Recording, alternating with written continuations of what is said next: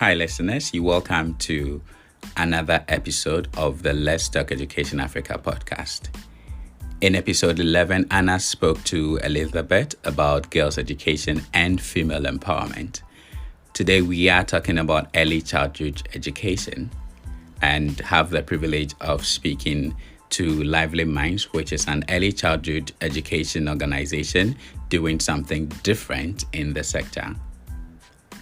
Frederick Douglass says that it's easier to build strong children than to repair broken men. If you look at this from an instructional pedagogy perspective, one would say that it is easier to build children with a strong foundation for future learning than to repair or remediate pupils with a poor foundation. And this underlines the importance of a strong and flying start for every child, especially children from rural areas. And this is why I am very excited to be speaking to an organization focusing on this in the most remote areas, both in Uganda and in Ghana. We'll jump right into the discussion with David after this short break. This is Let's Talk Education Africa. Thank you for staying with us. So we are getting into the conversation. I have the privilege of speaking to David Abukari from the Lively Minds team. And David was previously the Ghana country manager and currently the learning and quality manager, bringing 10 years of institutional knowledge and experience. So David, welcome to the podcast. Thank you, Stephen. Yes, it's amazing to have you here, and I've read about the amazing work Lively Minds is doing, and I hope that this interview bring that up. To start with, can you tell me what you do at Lively Minds and briefly what your role entails? Okay. Thank you, Steve, as mentioned, and this is a great opportunity for us as an organization, and I must say I am personally privileged and happy to be part of this great work you are doing. As mentioned, my name is David Abukari. I work for Lively Minds as the Quality and Learning Manager, and my role is mainly to look at what to do to support both my colleagues and the GES, who are our main partners in delivering the program to maintain the quality that is needed. Yeah. And so more like the quality watchdog of the organization. Yeah. I see your work is really central to Lively Minds in terms of the outward facing, ensuring that the programs are delivered at a high quality level. But for a lot of listeners who may be hearing Lively Minds for the first time, can you tell us about what the organization does very briefly in about 30 seconds or less? Okay, so Lively Minds is an ECD, Early Childhood Development Organization that partner the government to improve the quality of early childhood development in Ghana and in Uganda. We as Lively Minds design and develop the GES Lively Minds program, which is an innovative ECCE, that is Early Childhood Care and Education program, which was piloted in Bongo and Tolon. When this was piloted, it was shared with the government of Ghana, and they found that it was an interesting and useful program that could be scaled to other places or throughout the country. That's interesting. So you work in both Ghana and the UK. Sorry, Ghana and Uganda working with the government. Yes. I think that is amazing to learn that you're not only operating as a non-state actor, but you're working collaboratively with government to align your program to the priorities of the government to ensure that coordination and coordinated effort towards achieving national education goals. But can you tell us briefly about the origins of Lively Minds? Basically, how did the organization start and evolve over time? Yeah, so very, very exciting.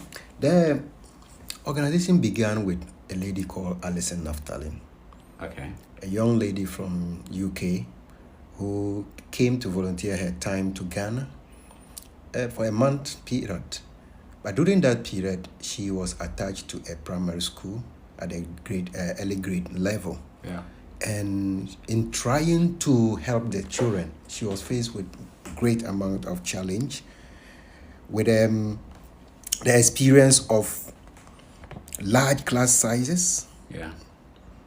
The children were many, and the rote learning process was used by almost all the teachers. Yeah. She was an assistant supporting the teachers. Yeah. And the teachers faced this rote learning, and most of the teachers were untrained in the early grade teaching. Yeah. And the resources, teaching learning resources used was not in its right numbers. Yeah. So these affected the learning process. Yeah. So this lady, after she finished her study with the school and returned to UK, she was thinking about how could she help. Yeah. And she came back to Ghana in 2008 and started Lively Minds. Okay. As an organization that can easily use anything available as an opportunity to learn. But it's really interesting. I mean, you mentioned that Lively Minds started in 2008, but it's about the burning desire of an individual who is in a context where they see challenges, and you've highlighted challenges of large class sizes, rote learning or memorization as a means of learning, inadequate teaching and learning materials, as well as the capacity of teachers. And I think that in a lot of rural areas especially, these challenges are not new. They are widespread and existing, but a lot of times our teachers and local stakeholders, some do not have the cultural capital to be able to move or make some moves or make things happen. And I think that it's impressive when people see these conditions and go beyond their way to think of how to address these challenges. But I think it's also interesting that you're not working in isolation, but like I said, with government as well. Can you tell us, over the last few years, you said this project started in 2008, what is the current scope of the project as of today? So currently the scope is the program is currently covering or being implemented by GES and Lively Minds, Ghana Education Service, and Lively Minds. We are technical support to them. We render technical support, but the delivery itself is by GES. Oh, nice. So the Ghana Education Service is delivering the program in public schools. In public schools. That is impressive. Yeah. In most rural public schools. We do not so much, because in urban schools they may not work. The approach may not work. And we are currently the target is to reach 62 districts in the northern half of the country, which is the 8 regions. The program was designed that in this target to reach, we will do 6 districts in a term. So cohorts of a sort, implementation style. And we started this in 2021, and currently in 34 districts. And in the 34 districts, we have reached, in Uganda, we have reached 12 districts in addition to the 34, making a total of 46 districts. And the schools or the communities, Uganda, they do communities, and Ghana, we do schools.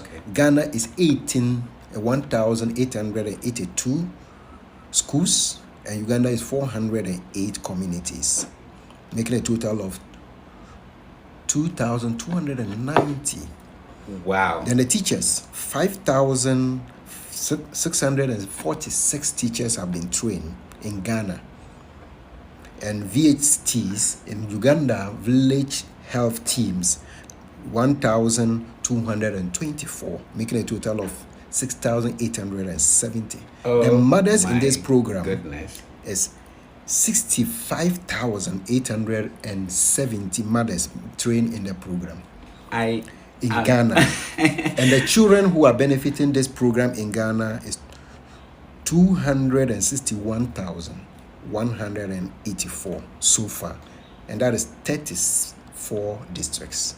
And we are targeting 62 districts. I mean, if we were in video, viewers would see my reaction to this. I am awe-stricken. Yes. Wasn't expecting this at all. Yeah. I think this program is at a large scale. I mean, you're talking about influencing over 260,000 children, and a huge number in terms of the teachers, the parent. I think what I see about your program is wide-reaching.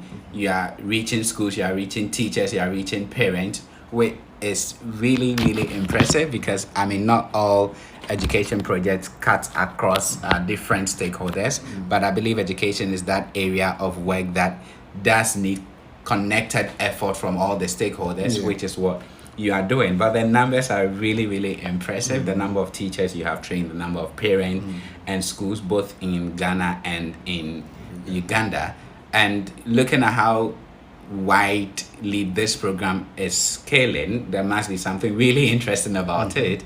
What is innovative about the Lively Minds approach to early childhood education? Thanks, Stephen.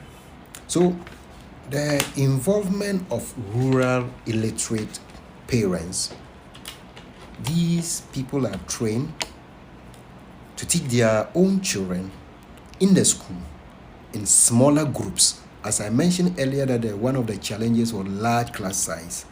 This innovation brings about cutting down the ratio to the teacher to a smaller unit. Wow. And therefore, they do this in the school and at home. Yeah. And it also uses the teaching learning materials that are easy to be replaced, and using resources within the community, either at low cost or no cost. Wow. So that is a huge innovation around it. Yeah. That is impressive. I mean, the fact that you are able to bring parents who have themselves not received formal education or gone through the school system to come to bridge the gap in schools in terms of teacher-student ratio, but also developing the capacity of parents to be able to educate or provide learning opportunities for their children. It's impressive. It's amazing, because I feel like a lot of times there is that disconnect between the school and the community. But what I want to probe about this is, for some teachers I've spoken to who work in rural areas, they do complain that parents of the children are not invested in the children's education. They do not find the time, they are busy, they do not care. So how are you able to get mothers to dedicate their time to this project and support their children amidst every other thing they need to do? Yeah, so it has been made a bit simple in the sense that we do not enroll the mothers to be in the school as the teacher is enrolled to be there all day, all the week. Yeah. But the women are put in groups, smaller groups, maximum of 10, a minimum of 6. Okay. So they come in turns once a week. Okay. And They rotate. They rotate. Oh, wow. And they teach for a maximum of 1.5 hours a day. So they just give only 1.5 hours a day in the week to the school. So each person will not stay even full day. And they come in turns. That is so impressive. I love this. So that you reduce the burden on parents by allowing only one parent to lead for 1.5 hours or so every week in a rotational manner, such that one person is not spending 5 hours, 10 hours of their whole week teaching. I think the collaborative nature, the flexibility, the rotation, the ability for them to equally pay attention to other businesses that they do is impressive. I mean, I know there is a gender divide in terms of the responsibilities shared by both the genders when it comes to childcare. Is it the case that you have some of the parents who are male, which I'll be surprised to hear, or most of the people you're dealing with are mothers? How is the distribution like? So most of the people we deal with are mothers.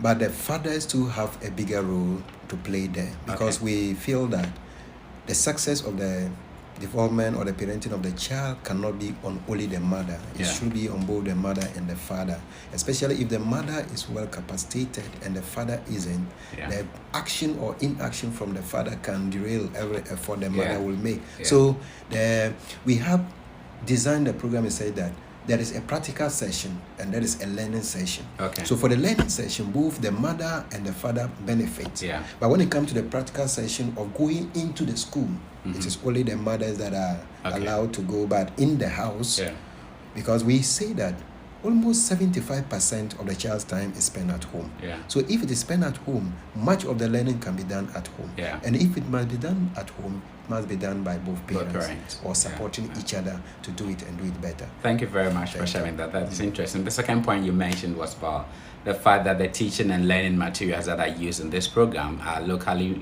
sourced, easily replaceable, and comes at either no cost or very low cost, allowing the shortage of teaching and learning materials to not be a problem. And I think that it's impressive if you are able to use materials around us from the environment easily available to teach or to learn instead of having to go to the bookshop to buy items, which is a real challenge, especially for the rural communities you're working with. I am itchy to learn about the status of the program, but before we get into that, I'll be interested in knowing what are some of the challenges that you have encountered in this approach. The main challenges are the expectation of extrinsic motivation. Mothers in the program expect that we as the technical people, although there's lead in the program, should reward them with a material reward, either cash or tangibles. And it is making a huge, it is a big problem in the program.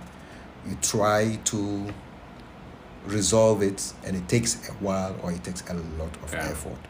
And we also have some communities being so deprived to the extent that accessing those communities are a big challenge. In terms of the location? Where it is located. Because the program is for a rural community. So if we are going to the rural community, there are some places they are actually rural.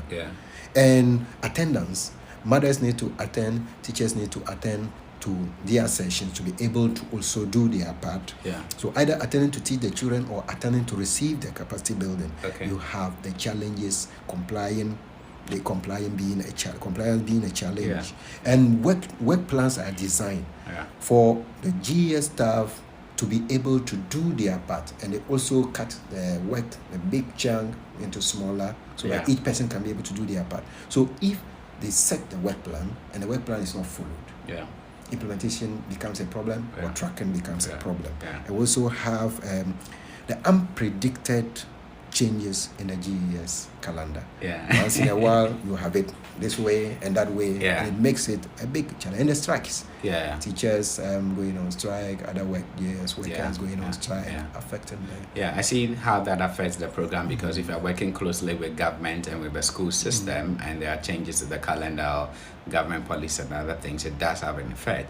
But it's also interesting what you mentioned about some people in the program expecting financial rewards, and I think that that is understandable, especially to the extent that these are rural communities that may be having other challenges, and so their priorities would be getting some financial rewards. But then it also makes sense that you're not able to do this because looking at the numbers you've mentioned, you're thinking about 600 and over 260 children, 5,000 mothers, and having to actually remunerate that huge number makes your program not able to get scaled to reach a bigger number of people. So I see the challenge here, and it's a challenge faced by other organizations that work with volunteers or people dedicating their time. But I hope that your organization is able to maneuver, address these challenges in the way that you've been innovative and address the challenges. But before we talk about the success of the program, I think one thing that I'm missing here is exactly what the program involves. So you've mentioned you've trained teachers, you've trained parents, and the program is benefiting students, a huge number of students. But when you talk about the early child education, play-based learning, what does a typical session or project involve in terms of the learning that happens? How is that done? The learning that happens is a typical one. Is you have the mothers themselves, starting from the mothers who are supposed to be leading the learning. They need to themselves be in a way, let me say their capacity need to be built. Yeah. So that they themselves, when they get their capacities built, they can lead the way. Yeah. So, like parenting, Okay. the entire thing is about parenting. Yeah. So how can they improve on their ability to be better parents? Okay. This is the major thing there. Yeah. And we saying that as far as education is concerned, you cannot say you are a better parent if your child is not getting the formal education and getting it well. And the target group is the early years. Okay. The ages between, let me say, 0 Yeah. to 6. Okay. Before they get into the mainstream of education. Yeah. They should be prepared, because those ages are the times that the child brains need to develop and develop well, which is more like the foundation of the child's development. Yeah. And when that is set right, the child can develop and be successful. Yeah. So those things, we look at the basics of learning about color, about number, about counting, appreciating the environment, naming and counting, simple problem solving. So that will set them up for future and complex learning and problem solving. That sounds interesting. And you do this through playing rather than like delivering a lesson and writing on the board and memorizing and all that. Using the child-centered method.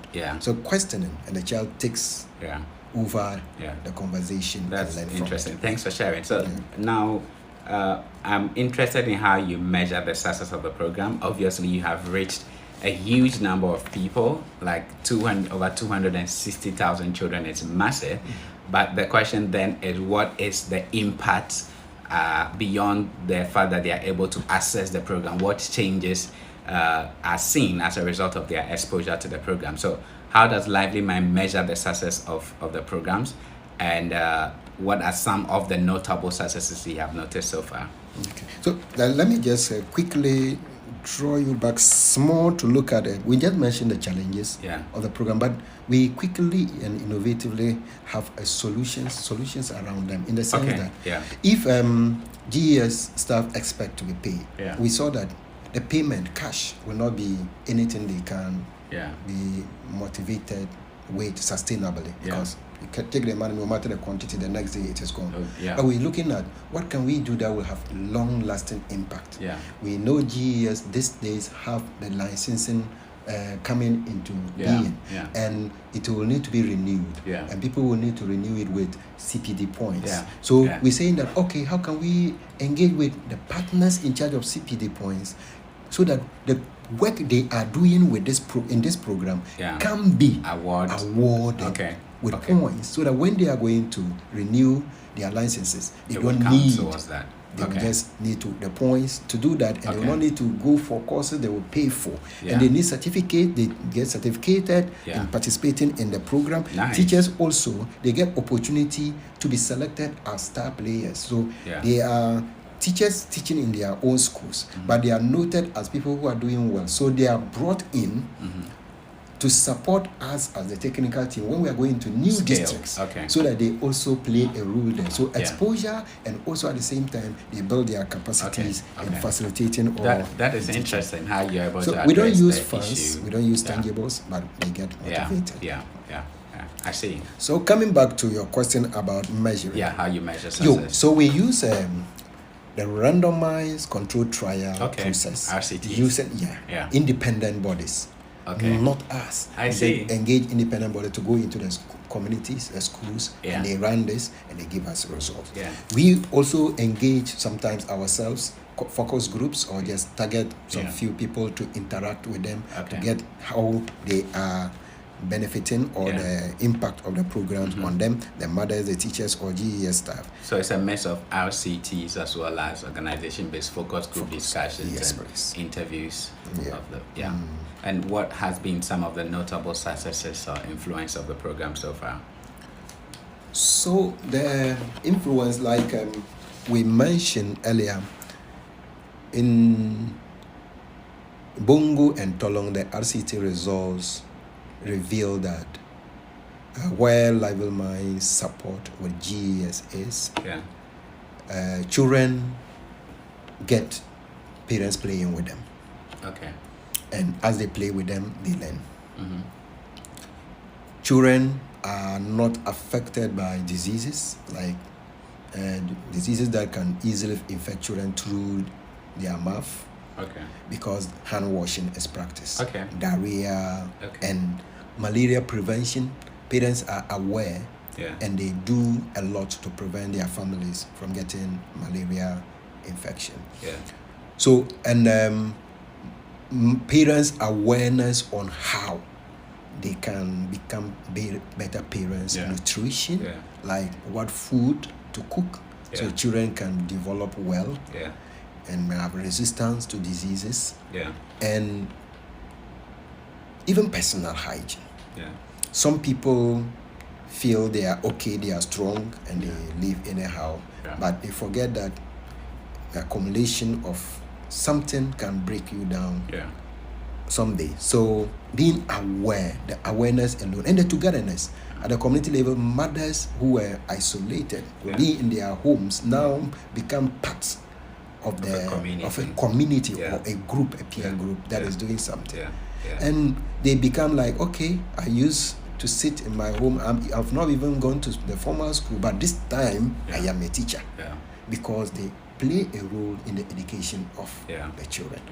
So these are some of the benefits that them trying to measure brings out, and they have come with numbers, specifics, numbers.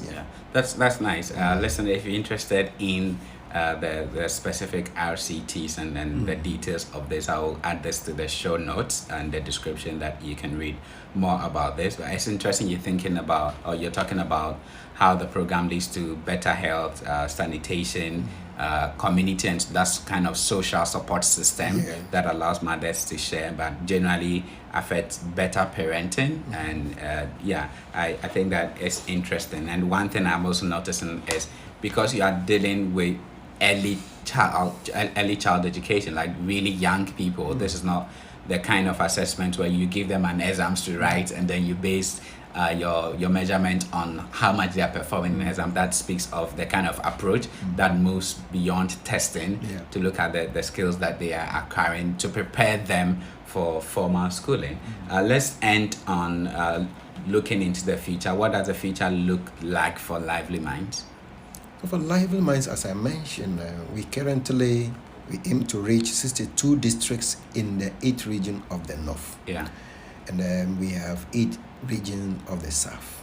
So in the short to medium term, the target is that the program should be scaled to the other 8 regions of the south. And in the medium to long term, we're looking to be doing the same thing we are doing in Ghana, in other African countries. And also we are aiming to become a global ECD influencer. That when ECD is mentioned over the world, Lively Minds is contributing. Looking at the numbers and the innovativeness of the work, I wouldn't be surprised. I think Lively Minds work is really innovative, impressive, and pace-setting. And you did mention you work in both West and East Africa, that is Ghana in West Africa and then Uganda in East Africa. That gives you some good understanding of the ECD landscape. And we started this conversation by you talking us through the challenges that the founder noticed, for which reason they did this. But throughout the implementation of this program, what are some of the major challenges you have noticed in achieving inclusive quality early childhood education across these countries? So key among them is gender biases, and let me say, largely people are not disabled friendly, and social exclusiveness. So people, when I say gender biases, I mean like children, it is reducing, but it used to be like a choice of a child to be in school. So for instance, if a mother have a 4 years, let me say 3 to 4 years girl at home and having another small baby, then mother would prefer that young girl stay home and support her, take care of the baby, instead of allowing the child to have the opportunity to learn. And even when they are going to school, sometimes children as young as 4, 5 years, Yeah. would carry their younger siblings Yeah. behind them Yeah. and go to school to learn Yeah. in the rural areas. So you come and the class is choked. Because the younger girls have to take care of their younger siblings. Interesting. I feel it's more of beginning to socialize really young girls to play motherly roles at a very young age. In the rural areas. Okay. So this is a huge problem across, and it is mostly, even though the boys also do have this as a problem, but the girls are more involved. In this. Yeah. And we also, the physically challenged in most cases, they are just left at home, whether it is a sight, or it is walking, or it is hearing. Yeah.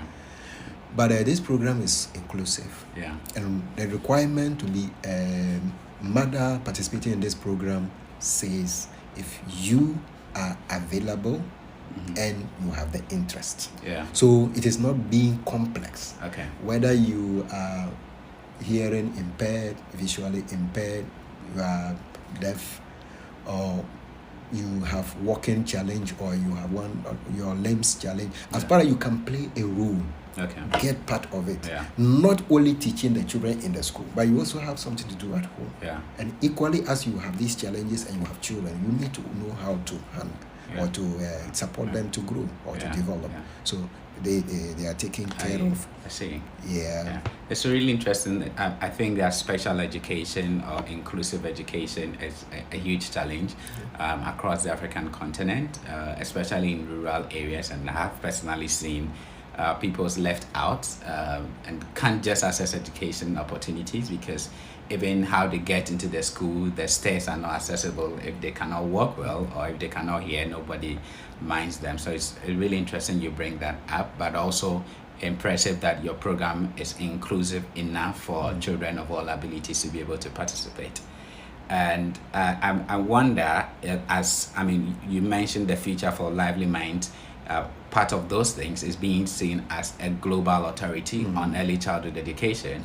And in the context of the challenges you have mentioned, what would be some key recommendations that you are able to make from the experience of running this program to stakeholders, government, policymakers, or people who work in early childhood education? So our recommendation as an organization is part of the future advocacy we will take on, which is to make our ECD a priority. Because when we develop the early years of the child, we make the child develop in their early years, they are able to grow and succeed, develop well and succeed. But by that we are saying we make mothers participation in the program so easy. So when they participate and their capacities are built, they can do this. And they themselves can become the voices of their communities to sing loud the problems of the community to any stakeholder that is interested in helping them. So it is interest and availability, as I mentioned, and the use of local language. So the program is using local language so that nobody will say, I am not good in this foreign or this other language, so I cannot participate. Or say, instructions be simple and clear.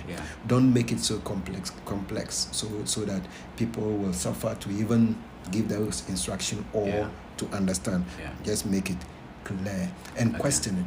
So sometimes you question somebody and you expect a particular answer, but they give you other brilliant answers. And so creativity, innovation, and the emboldenment that comes from answering questions and like taking ownership of a discussion is what we are looking at. So, but in summary, we're just saying that governments over the world, or in Africa in particular, should see ECD as important, prioritize and invest in it. And when we do that, we will have the human resource develop well.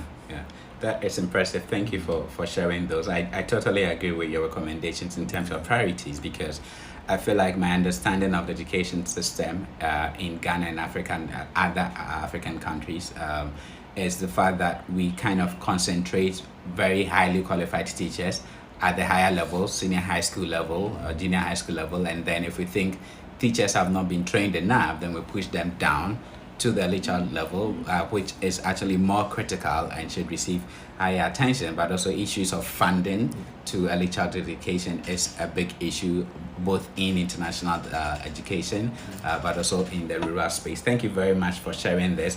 I would obviously share your social media pages for listeners, but if someone is inspired by this conversation, want to learn more about Lively Mind, want to get in touch, support, or anything, how can they get in touch?